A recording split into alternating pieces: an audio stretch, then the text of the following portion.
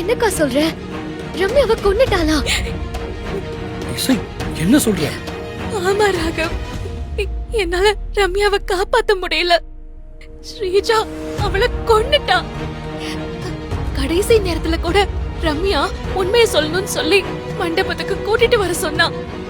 ஆனா ரம்யா உண்மையை சொல்லிட கூடாதுன்னு ஹாஸ்பிட்டல் வரைக்கும் துரத்திட்டு வந்த அந்த ஸ்ரீஜா அவளை கொன்னுட்டா. என்னால ரம்யாவை காப்பாத்த முடியல. சரியான கொலகாரியா இருக்கா. இந்த மாதிரி ஆளுங்களை எல்லாம் சும்மா விடக்கூடாது. போய் அவளை பத்தின உண்மை எல்லார்கிட்டயும் சொல்ல போறேன்.